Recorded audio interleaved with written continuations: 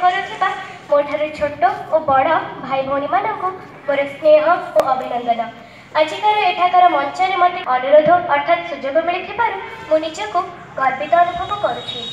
अनुशासन अर्थ है पूरा किसी आसनर पूरा आश्वासन। आमको अनुशासन छोट बेलू ही शिखा दरकार। अनुशासन आम लाइफ में सब बेले इम्पोर्टाट होता है। एमती अनुशासन कौन अर्थ जो जार अर्थ किसी अलग होता एमती अनुशासन कौन अर्थ जो आमको किसी लाभ ही मिल न था एमती अनुशासन कौन अर्थ जो जोर जबरदस्त था। अनुशासन आमको बाल्य अवस्था शिखा कथा जहाँकि जो अवस्था आमको शिक्षित एवं किसी पचार समय होता है। अनुशासन है चिल्ड्रेन्स मानकर एक अध्यक्ष।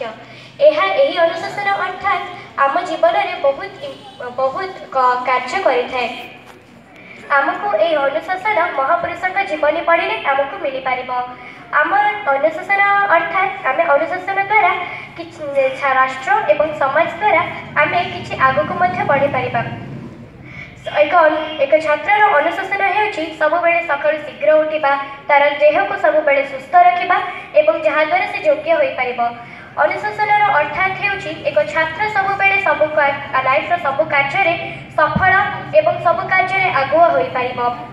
से सब कथार किसी न भावी न सोची सब प्रतियोगिता भाग नौ कि किसी कार्यकलाप भाग नौ से सफल होकर भी अनुशासन जाऊँगी सांग मानकर सहयोगी कर बड़ लोक मानकर साहाय्य कर आदर्श मानी नीति पालन कर। आम एक अनुशासन द्वारा आमर समाज और राष्ट्र भल भाव में गठन कर अनुशासन व्यक्ति तार समस्त सांग मान कि कौन भी लोक मान जदि विपद में पड़े सागे साहाय्य करने दरकार।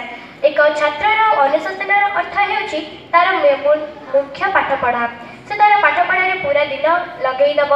और अनुशासन एमती एक जिनस जहाँकि बाल्य अवस्था गठन कर अनुशासन एक जिनस एमती जहाँ को राताराति गठन कर अनुशासन द्वारा महापुरुष माने राष्ट्र को आम राष्ट्र को स्वाधीन करते।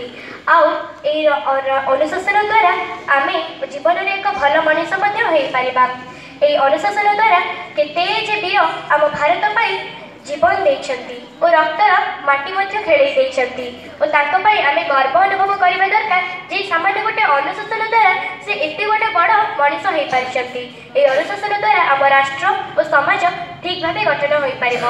मुझे कही मोर वक्तव्य को शेष करने को चाहूँगी। जय हिंद। Thank you.